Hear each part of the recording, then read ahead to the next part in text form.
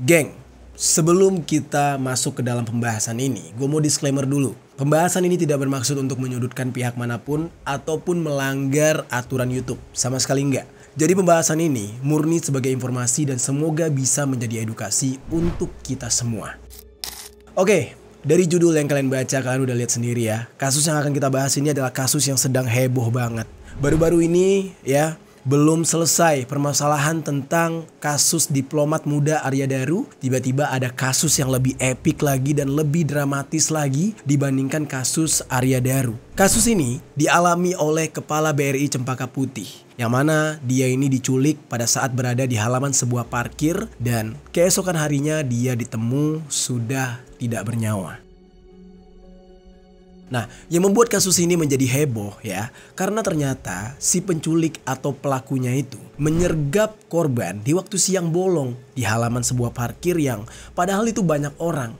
Nah, polisi kabarnya sudah menangkap para pelaku dari kejadian ini, namun mereka mengaku bukan mereka yang menghabisi nyawa dari si korban, melainkan katanya ada pihak lain. Tapi mereka tuh mengakui kalau mereka yang menculik gitu. Kasus ini viral banget di sosial media dengan sebuah video yang diambil dari sebuah rekaman CCTV ketika korban diculik. Banyak yang berspekulasi kalau kasus ini berkaitan dengan jabatan korban di Bank BRI.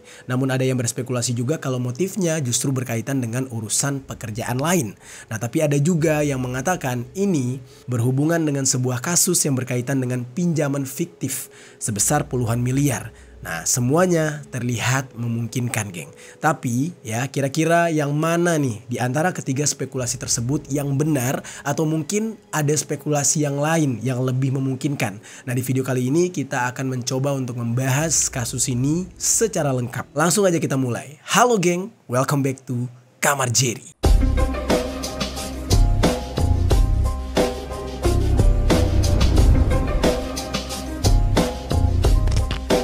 Geng. Oke, sebelum kita bahas ke dalam kasusnya, ada baiknya kita ya mengenal dulu nih background atau profil dari korbannya yang bernama Muhammad Ilham Pradipta.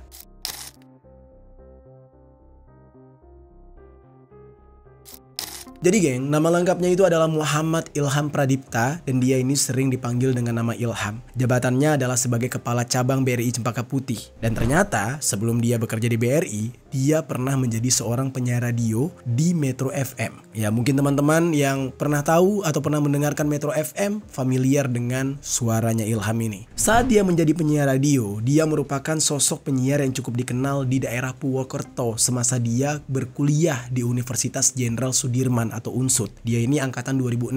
Tapi dulu dia bukan dipanggil dengan nama Ilham, melainkan Dipta. Dia menjadi satu dari 14 mahasiswa UNSUD yang di saat itu juga menjadi penyiar di Metro FM. Dia aktif di sana mulai dari tahun 2007 sampai dengan tahun 2009. Dan selama bekerja di sana, Ilham dikenal sebagai sosok yang baik dan mudah bergaul dengan teman-temannya. Terus selain itu, Ilham juga diketahui memiliki hobi naik gunung, ya, hobi hiking gitu, geng. Nah terus geng, salah satu ex-koordinator penyiar Metro FM sekaligus rekannya Ilham yang ada di Purwokerto bernama Leo. Dia mengkonfirmasi tentang hal ini. Dia menyebutkan kalau Ilham adalah orang yang good looking, beda sendiri dari teman-teman yang lain, dan jarang ada penyiar yang kayak gini. Nah menurut si Leo ini, dia bilang ya Ilham ini orangnya tinggi, putih, ganteng lah. Beda dari teman-teman yang lain. Singkat ceritanya, setelah menyelesaikan pendidikannya di jurusan Agribisnis UNSUD, Ilham ini kemudian melanjutkan karirnya di dunia perbankan. Di akun LinkedIn-nya yang gua kutip dari media Pojok 1, Ilham ini mencatat perannya dia sebagai manajer di BRI yang dimulai sejak bulan Februari tahun 2012.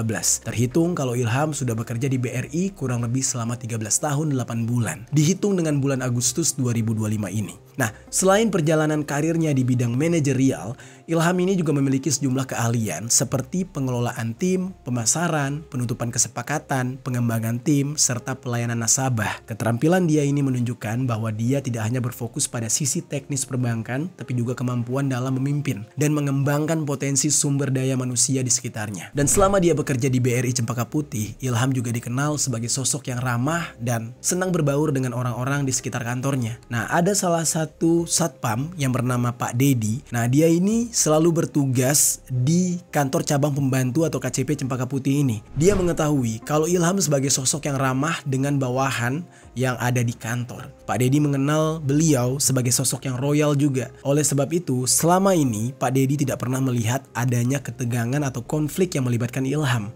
Yang artinya memang dia adalah sosok yang disenangi di kantor itu. Kemudian geng, ada juga kesaksian dari Jauhari namanya. Seorang tukang parkir yang berjaga di KCP BRI Cempaka Putih, yang mana dia mengaku Ilham sebagai orang yang ramah terhadap orang-orang di sekitar kantor. Bahkan Jauhari ini sering memarkirkan mobil dari Ilham, yaitu Suzuki R3 berwarna hitam milik Ilham. Ilham juga sesekali suka menyapa tukang parkir sampai pedagang yang berjualan di depan kantor tersebut. Bahkan dia pernah memberikan kayak makanan catering ya dari acara kantor yang nggak dimakan oleh pengunjung.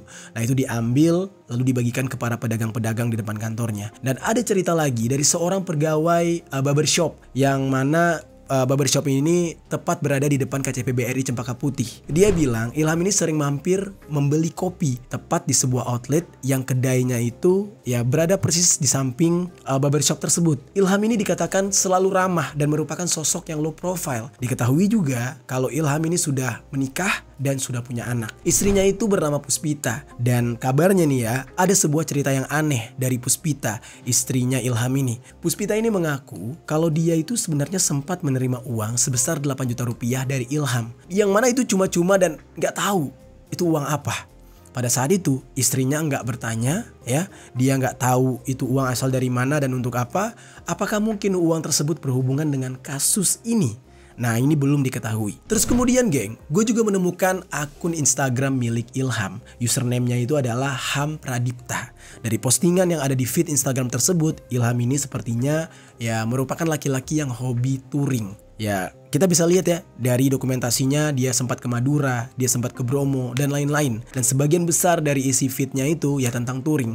Nah, cuma ada beberapa aja yang memperlihatkan tentang profesinya dia. Selebihnya itu tentang keseharian dia ya dalam bersenang-senang lah. Kayak touring, liburan, dan lain-lain. Nah, jadi kurang lebih kita udah paham ya geng ya, backgroundnya, profilnya, seperti apa orangnya. Yang dikabarkan dia adalah orang yang baik dan rendah hati. Sekarang kita bakal masuk ke dalam pembahasan selanjutnya mengenai kronologi penculikan dan penghilangan nyawa dari Ilham ini.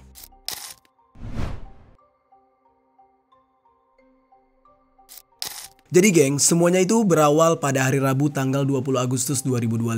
Berawal dari Ilham yang datang ke kantornya di pagi hari. Hal ini dikonfirmasi oleh Pak Dedi selaku satpam tadi ya. Yang mana dia mengatakan dia sempat melihat mobil Suzuki R3 milik Ilham yang terparkir di tempat parkirnya. Nah, Pak Dedi mengetahui kalau di hari itu Ilham ingin pergi ke Lotte Mart Pasar Rebo, Jakarta Timur untuk mengadakan rapat dengan klien. Sebab di Lotte Mart tersebut itu menggunakan BRI sebagai payroll mereka. Nah, menurut keterangan dari satpam yang lain, ada yang namanya Andika. Ilham ini awalnya berencana ingin balik lagi ke kantor setelah rapat di Lotte Mart tersebut. Nah, sebab Ilham ini bahkan sempat menitipkan kepada seorang pegawai atau mungkin stafnya dia untuk disiapkan makanan untuk dia. Yang artinya dia bakal balik lagi ke sana. Dan menurut ya satpam yang lain yang sedang bertugas di saat itu, karena Pak Dedi dan Andika di saat itu sudah selesai bertugas. Nah, ternyata setelah Ilham ini menitipkan pesan kepada stafnya untuk disiapkan makanan, after itu udah nggak ada kabar lagi dari Ilham sama sekali.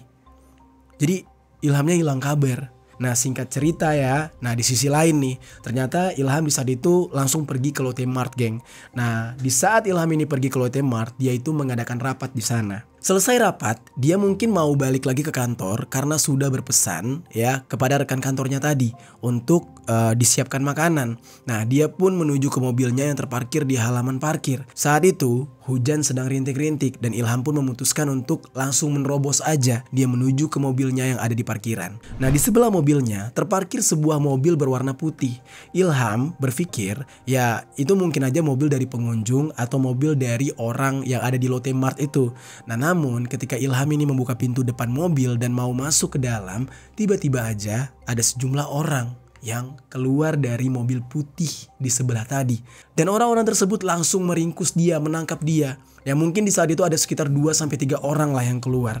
Dan Ilham sempat melawan dan berusaha untuk melepaskan diri. Namun karena kalah jumlah, ya dia jadi terpaksa pasrah, ditarik ke dalam mobil. Mobil putih tersebut kemudian berjalan keluar dari tempat parkir dan terlihat ada seorang pria yang kebetulan lewat di tempat parkir yang sedang berusaha mendekati mobil putih yang sedang berjalan ke arah luar. Namun mobil tersebut langsung tancap gas melarikan diri.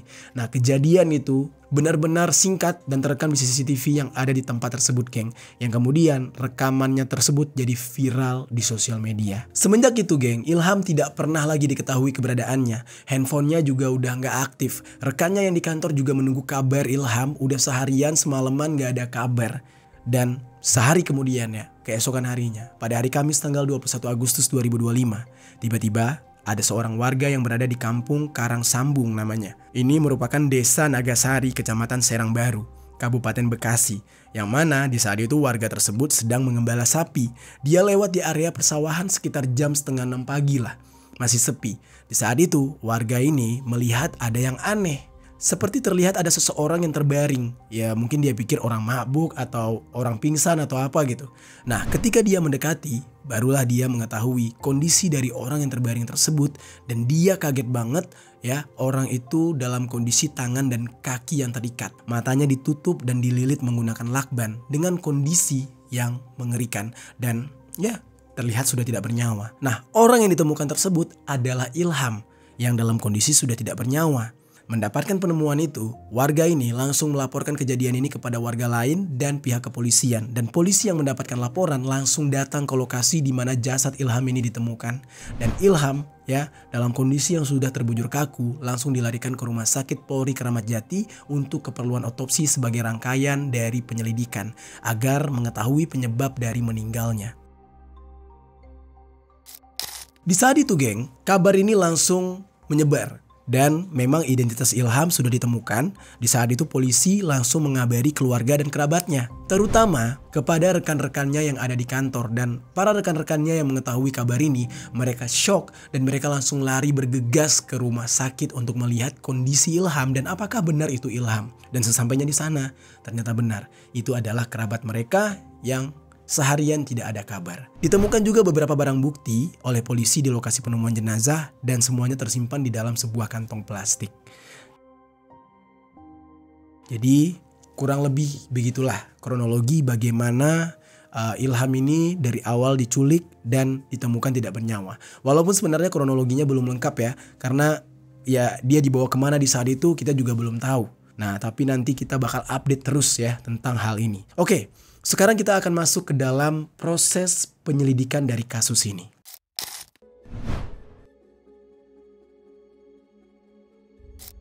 Jadi geng, setelah jenazah Ilham dibawa ke rumah sakit, tim rumah sakit Polri mengungkapkan hasil yang diperoleh, yang mana ini adalah hasil sementara terkait kondisi dari Ilham. Di saat itu Brigjen Polisi Prima Heru Yuli selaku kepala rumah sakit Polri mengatakan hasil pemeriksaan dari tim forensik menemukan adanya dugaan kalau Ilham ini meninggal disebabkan karena kekurangan oksigen.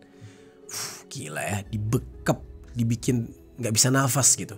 Berdasarkan hasil dari pemeriksaan, ditemukan adanya tekanan pada tulang leher dan juga dada dari Ilham yang menyebabkan dia sampai kesulitan bernafas.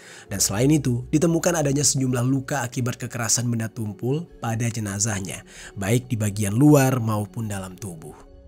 Nah, namun geng, kapan Ilham ini meninggal belum bisa dipastikan dan masih akan terus didalami oleh tim forensik. Terus sementara itu geng, tim gabungan yang terdiri dari Polres Metro Jakarta Timur bersama dengan Polda Metro Jaya langsung melakukan penyelidikan ke tempat kejadian. Beruntungnya nih geng ya, karena adanya rekaman CCTV yang merekam ketika Ilham ini diculik, polisi bisa langsung melakukan pengejaran terhadap para pelaku dan dari situ terlihat mengenai ciri-ciri dari pelaku penculikannya. Singkat cerita, ditangkaplah 4 orang tersangka yang masing-masing berinisial AT, RS, RAH, dan RW alias Eras. Di antara mereka berempat, cuma Eras aja yang diketahui umur dan identitasnya. Eras ini berusia 28 tahun dan merupakan warga dari Manggarai Timur yang diketahui profesinya sebagai seorang debt collector atau penagih hutang. Nah, mereka ini ditangkap di lokasi yang berbeda. AT, RS, dan RH ditangkap di Jalan Johar Baru 3, nomor 42 Jakarta Pusat. Sementara Eras ditangkap pada saat dia tiba di Bandara Internasional Komodo atau Labuan Bajo. Katanya sih mau melarikan diri. Nah, Eras ini ditangkap di saat itu oleh tim gabungan dari Direktorat Reserse Kriminal Umum atau Ditreskrimum Polda Metro Jaya, Polda NTT, dan Polres Manggarai Barat. Setelah penangkapan, Eras langsung diinterogasi oleh polisi dan polisi menanyakan apakah Eras tinggal di NTT atau justru sudah tinggal di Jakarta. Nah, Eras ini menjawab kalau dia sudah tinggal di Jakarta. Dan polisi kemudian bertanya lagi ke Eras ya. Nah, dia ini dengan siapa di dalam mobil tersebut? Kemudian Eras menjawab lagi kalau dia bersama 4 orang yang lain yang bernama Andre, Ronald, dan juga Berto serta Arifin katanya. Nah, setelah diinterogasi secara singkat di Labuan Bajo, tim Subdit Jatanras Polda Metro Jaya membawa Eras kembali ke Jakarta untuk kemudian diperiksa bersama dengan 3 tersangka lain yang sudah ditangkap lebih dahulu di Jakarta Pusat. Di dalam pemeriksaan bersama, ya, mereka sudah mengakui kalau mereka yang menculik Ilham.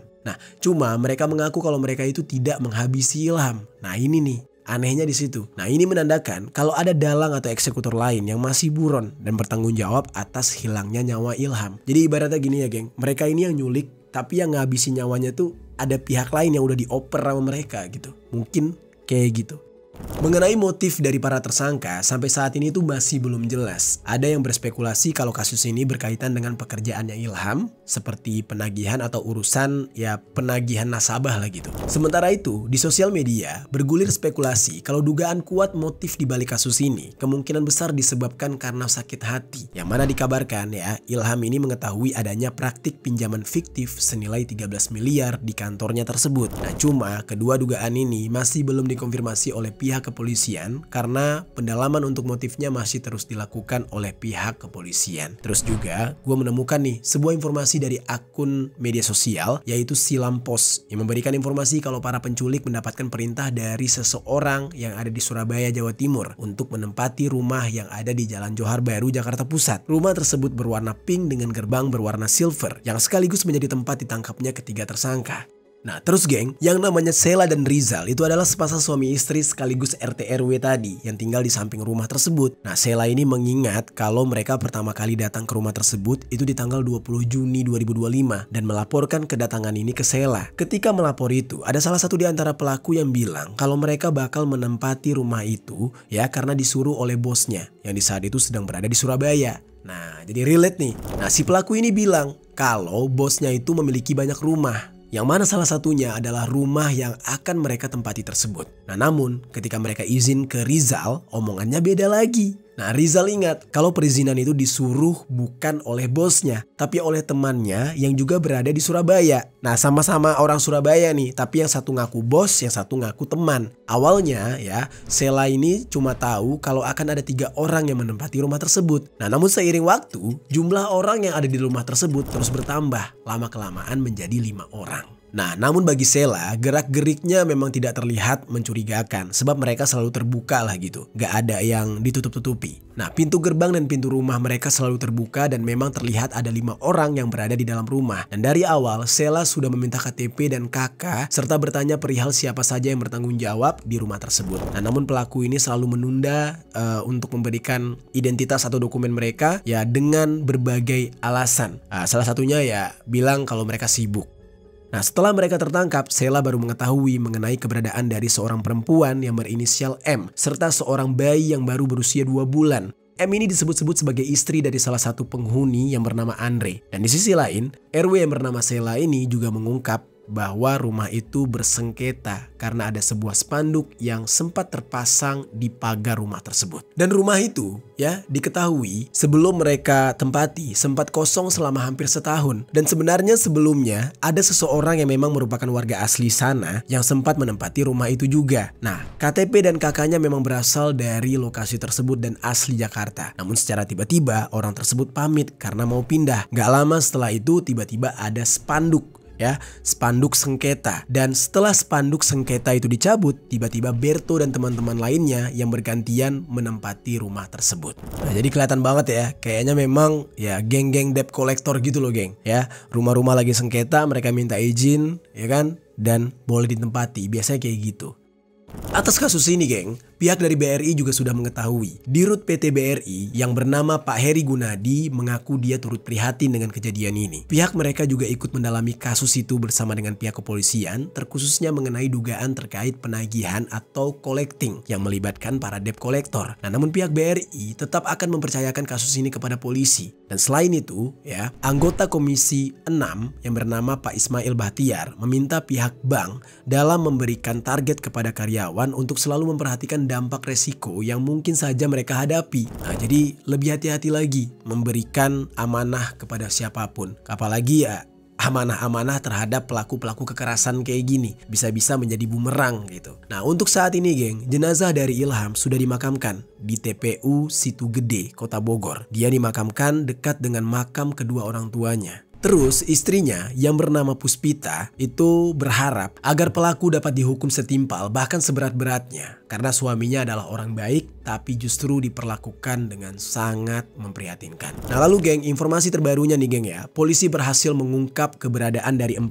aktor intelektual yang menjadi dalang dari kasus penculikan serta penghilangan nyawa Ilham ini. Mereka itu ada yang berinisial C, DH, YJ dan juga AA. Nah, sama seperti 4 pelaku yang awalnya sudah ditangkap, mereka ini ditangkap di lokasi yang berbeda-beda. DH, YJ dan juga AA ditangkap di Solo, Jawa Tengah pada malam hari tanggal 23 Agustus. Sementara yang inisial C ditangkap keesokan harinya, yaitu pada tanggal 24 Agustus sore hari di kawasan Pantai Indah Kapuk, Jakarta Utara. Saat ini geng, para tersangka itu sedang dilakukan pendalaman secara intensif untuk mengetahui apa motif dari kasus mereka ini. Kemudian ada juga kesaksian dari Asep nih, seorang tukang parkir yang biasa menjaga parkir di depan gedung KCP BRI Cempaka Putih. Dia bilang dia sempat melihat sekelompok orang asing di outlet Alfamart seberang jalan di hari Selasa malam tanggal 19 Agustus tahun 2025.